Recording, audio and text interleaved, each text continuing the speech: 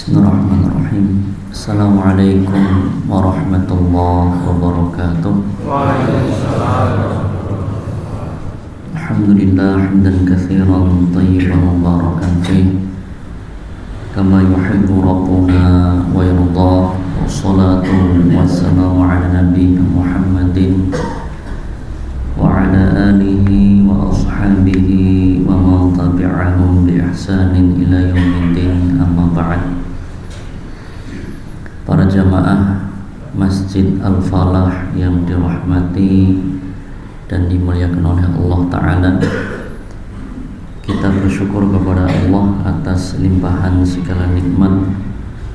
Salawat teriring salam semoga senantiasa tercurahkan kepada baginda Rasulullah Muhammad Sallallahu Alaihi Wasallam, kepada keluarga beliau, kerabat, sahabat, serta pengikut beliau yang istiqomah dan konsisten di atas tuntunan dan jalan beliau hingga akhir zaman. Amin. Bapak Ibu para jamaah yang dirahmati Allah, insyaallah pada kesempatan bulan suci yang mulia ini kita akan sama-sama belajar tentang misteri takdir, pembahasan yang sangat penting dan kita butuhkan, dan bagian dari rukun iman. Rukun iman yang terakhir adalah beriman kepada qadha dan qadar.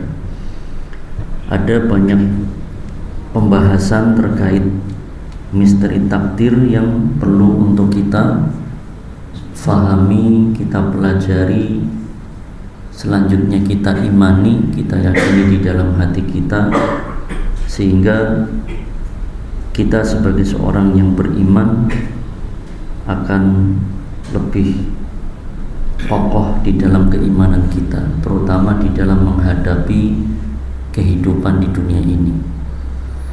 Di antara pembahasan takdir yang sangat penting yang perlu untuk kita ketahui adalah kita memahami tentang perbedaan antara takdir kauni dengan takdir syar'i.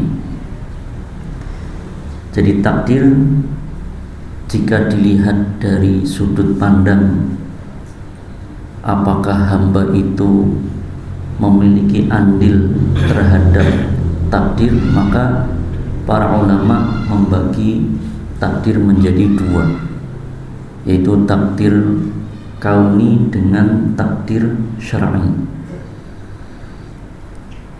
Takdir kauni adalah takdir yang memang Allah tetapkan, murni kehendak Allah Ta'ala. Tidak ada peluang bagi hamba untuk berusaha di dalam takdir tersebut. Adapun takdir syar'i adalah takdir di mana seorang hamba bisa berusaha, bisa berikhtiar untuk merubah apa-apa yang telah Allah tetapkan. Dia berusaha untuk mencari peluang yang terbaik atau yang lebih baik, dan dia mengusahakan, seorang hamba mengusahakan apa yang terbaik untuk kebaikan dunia dan akhiratnya. Sebagai contoh misalnya, seorang hamba ditakdirkan sakit oleh Allah Ta'ala, maka ketika Allah Ta'ala menetapkan seorang hamba itu sakit, maka hamba itu punya peluang, punya pilihan, punya ikhtiar. Apakah dia akan bersabar menghadapi sakit itu ataukah dia akan mengeluh, bahkan menyalahkan takdir. Nah, peluang atau ikhtiar hamba inilah itu yang masuk ke dalam bagian dari takdir syar'i. Jadi manusia itu ya bukan seperti robot yang tidak punya kuasa, atau seperti mesin yang tidak punya pilihan. Kalau mesin kan tergantung operator yang menjalankan. Dipencet tombol on nyala, dipencet tombol off mati. Jadi mesin nggak punya pilihan. Adapun kita manusia punya pilihan. Allah Ta'ala telah menetapkan banyak hal terhadap kita, menetapkan rizki kita, ajal kita, sebagaimana di dalam hadis yang panjang riwayat Imam Bukhari, Muslim dan yang lainnya, ketika ketika seorang manusia di dalam rahim ibundanya berusia 4 bulan, Allah Ta'ala akan mengutus malaikat khusus untuk meniup rohnya. Nabi SAW menjelaskan, fayursalu ilaihil malak fayanfukhu fihi roh wa yu'malu bi arba'i kalimatin. Maka Allah Ta'ala mengutus malaikat untuk mengambil rohnya, kemudian meniupkan roh tersebut ke dalam jasad. Kemudian malaikat tersebut diperintahkan oleh Allah Ta'ala untuk menuliskan, menetapkan takdir-takdir yang telah Allah tetapkan. Di antaranya adalah 4 hal: bikat birizqihi wa ajalihi wa amalihi wa syaqiyun aw sa'idun, yaitu ditetapkan rizkinya, ajalnya, amalnya, dan akhir kehidupannya. Apakah dia menjadi orang celaka atau bahagia? Di akhir kehidupannya apakah mendapatkan husnul khotimah atau su'ul khotimah? Di alam barzakh apakah mendapatkan nikmat kubur atau siksa kubur? Bahkan nanti di akhirat apakah menjadi ahli surga atau menjadi ahli neraka? Ini semua telah ditetapkan. Namun di situ bukan semata-mata Allah tanpa memberikan ikhtiar atau peluang bagi hamba untuk berusaha, tidak. Di situ, di dalam takdir-takdir ini ada hal-hal di mana manusia bisa berusaha untuk yang terbaik. Bahkan Allah Ta'ala sendiri telah menjelaskan di dalam surat Ar-Ra'd ayat 11, innallaha la yughayyiru ma biqaumin hatta yughayyiru ma bi anfusihim. Sesungguhnya Allah Ta'ala tidak akan merubah kondisi suatu kaum sampai kaum itu berusaha berikhtiar untuk merubah kondisi mereka sendiri. Para jemaah yang dirahmati Allah, untuk lebih memahami tentang gambaran bagaimana perbedaan takdir kauni dengan takdir syar'i, bahwa poin yang paling perlu kita fahami perbedaannya adalah takdir kauni itu murni Allah yang menetapkan, dan Allah tidak akan meminta pertanggungjawaban dari kita karena Allah yang menentukan. Adapun takdir syar'i di mana kita memiliki ikhtiar, diberikan pilihan oleh Allah untuk berusaha, disitulah Allah Ta'ala akan meminta pertanggungjawaban terhadap kita. Untuk lebih memberikan gambaran, monggo kita simak di dalam hadis riwayat Imam At-Tirmidzi dan yang lainnya. Beliau sallallahu alaihi wasallam menjelaskan, la tazulu qadama 'abdin hatta yus'ala an arba'in.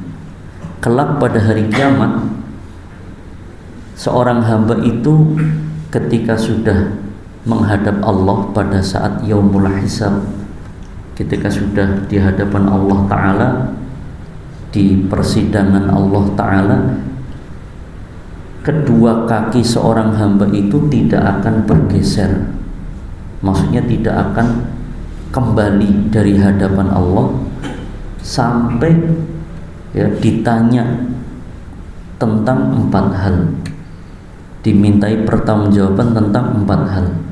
Sebetulnya ada banyak hal, tapi di hadis ini ada 4 poin. Nah, inilah yang nanti akan kita jelaskan. 4 hal itu apa saja? Pertama, an umrihi fima afnahu, tentang umurnya. Tentang umur ini Allah Ta'ala telah menetapkan seorang hamba berumur sekian atau sekian, 30 tahun, 60 tahun, 70 tahun, atau mungkin hanya 1 tahun. Itu Allah Ta'ala yang menentukan. Tentang umur ini Allah Ta'ala tidak bertanya, wahai fulan, mengapa umurmu sekian? Tidak. Allah tidak menanyai, tidak meminta pertanggungjawaban kenapa umur kita sekian tahun, karena itu Allah yang menentukan. Yang Allah tanya dari kita adalah fima afnahu, untuk apa umur itu digunakan. Nah, ini jadi poinnya adalah penggunaan umur itu. Adapun berapa umurnya itu adalah ketentuan Allah yang merupakan takdir kauni. Adapun takdir syar'inya adalah bagaimana kita menggunakan umur tersebut. Apakah untuk jalan kebaikan atau sebaliknya, untuk jalan keburukan. Kemudian yang kedua, wa an ilmihi madza amila bihi, tentang ilmunya, bagaimana dia mengamalkannya. Tentang ilmu ini ada beberapa poin yang akan ditanyakan oleh Allah Ta'ala. Apakah kita belajar atau tidak, itu pilihan kita, ya. Allah tidak tanya, wahai fulan, mengapa engkau cerdas, mengapa engkau bodoh, mengapa engkau hafalannya cepat, ada yang hafalannya tidak cepat. Allah nggak nanyakan itu, karena kelebihan ini Allah yang memberikan. Ada orang yang sekali mendengar langsung faham, ada orang yang ngapunten loadingnya lama. Yang menentukan itu sinten, Pak? Allah. Allah tidak nanya kenapa kita cerdas, kenapa kita tidak cerdas, dalam artian kelebihan intelektual itu Allah yang menentukan. Tapi yang Allah tanyakan kepada kita, kita belajar tidak. Ada orang menghafal nggak hafal-hafal, ada yang baca sekali langsung hafal. Allah nggak tanyakan mengapa cepat hafal, mengapa susah menghafal, bukan itu poinnya, tapi belajar atau tidak. Setelah belajar, mengamalkannya atau tidak. Setelah mengamalkannya, mengajarkannya atau tidak. Setelah mengajarkannya, sabar tidak di dalam mengajarkannya. Di mana 4 poin tentang ilmu ini pilihan kita semua. Jadi Allah Ta'ala berikan akal kepada kita, di mana tingkat intelektualitas yang menjadi indikator akal seseorang itu kan berbeda-beda. Allah yang menentukan kecerdasan itu, dan itu tidak ditanyakan kepada kita. Karena itu Allah yang memberikan. Yang ditanyakan adalah bagaimana kita menggunakan hal tersebut.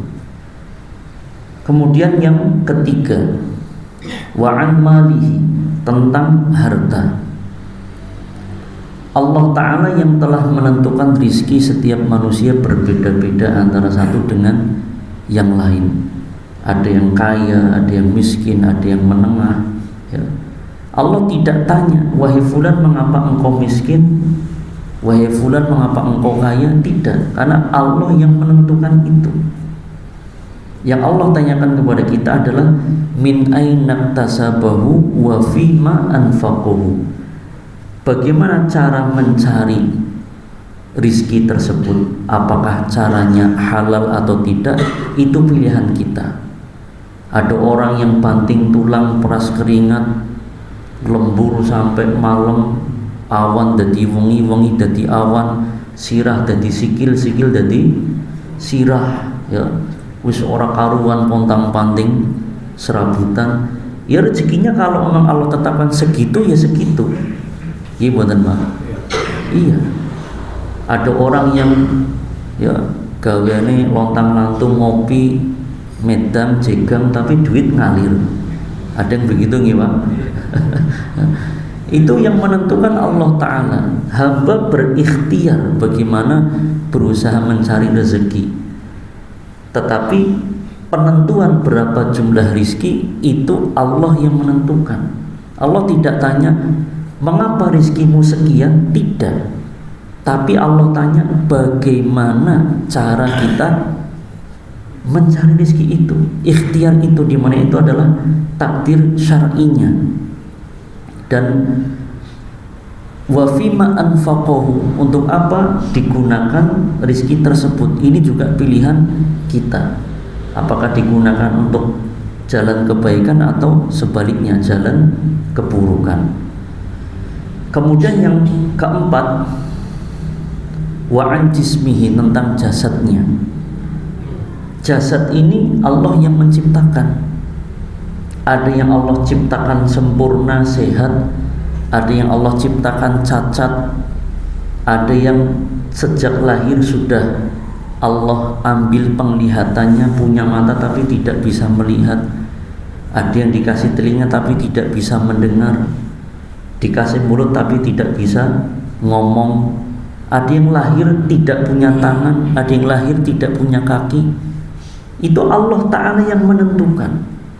Allah tidak tanya kepada kita, wahai fulan kenapa kamu sehat, wahai fulan kenapa fisikmu sempurna, wahai fulan kenapa kamu cacat, wahai fulan kenapa kamu buta, wahai fulan kenapa kamu sakit. Tidak.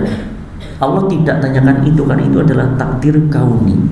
Yang Allah tanyakan kepada kita adalah fima ablahu, untuk apa digunakan fisik tersebut. Allah berikan tangan, untuk apa digunakan. Ya, ada yang ngapunten lahir jarinya enggak ganjil, genep, jarinya 4, wonten nggih, Pak? Allah enggak tanyakan itu, wahai fulan kenapa tanganmu 4. Enggak, tapi dengan 4 tangan itu bersyukur atau tidak, itu yang ditanyakan. Jadi anggota tubuh kita ini penggunaannya seperti apa, itu yang ditanyakan dan dimintai pertanggungjawabannya oleh Allah Ta'ala kelak pada hari kiamat.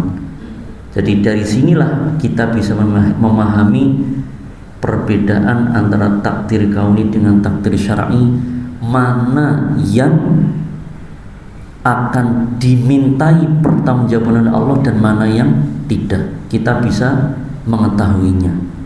Kalau kita sudah paham ini, kita akan mengetahui bagaimana kita harus berusaha di dunia ini. Jangan sampai ada seorang muslim misalnya ditanya, Pak, dening jenengan ora puasa, takdirin yang wis ora puasa kayak gini, qadarullah, seneng temen Rika, ya. Pak, dening Rika orang maring masjid, takdirin orang maring masjid, oh jeluk di apa kena Pak, beralasan dengan takdir untuk males ibadah. untuk malas berusaha. Tidak boleh. Kalau misalnya kita lupa, Pak, kok nggak jadi datang ke tempat itu? Qadarullah saya sakit. Nah itu betul, qadarullah saya sakit. Qadarullah saya malas, senang teman, qadarullah saya malas. Nah jadi bagaimana kita beralasan dengan qadarullah? Ya, jadi terhadap sesuatu yang kita tidak punya ikhtiar, kita boleh mengatakan qadarullah. Sakit, meninggal, qadarullah saudara saya meninggal, jadi saya tidak bisa datang. Nah itu baru qadarullah saya malas, orang bisa ya Pak. Jadi dari sini semoga dengan memahami dua hal ini kita bisa mengerti tentang bagaimana rahasia takdir, dan kita berusaha ya semaksimal mungkin, sebaik mungkin untuk kebaikan dan kemaslahatan dunia dan akhirat kita. Namun kita tidak boleh lupa bahwa di dalam surat At-Takwir Allah Ta'ala menjelaskan wa ma tasyauna illa ayyasha Allahu Rabbul Alamin. Apapun yang kita inginkan, apapun yang kita usahakan, semuanya berada di bawah kehendak sinten, kehendak dari Allah Ta'ala. Kita hanya bisa berusaha, yang menentukan hasilnya siapa? Allah Subhanahu wa Ta'ala. Semoga Allah Ta'ala memberikan taufik kepada kita semua untuk terus istiqomah di atas ilmu, di atas amal soleh, di atas ketakwaan, di atas tauhid sampai akhir hayat kita. Allahumma amin. Monggo kita akhiri, kita tutup dengan doa kafaratul majlis. Subhanallahi wa bihamdihi. Apunten atas segala kekurangan. Aqulu qouli hadza wa sallallahu ala nabiyyina Muhammadin wa akhiru da'wana alhamdulillahi rabbil alamin. Wassalamu alaikum warahmatullahi wabarakatuh.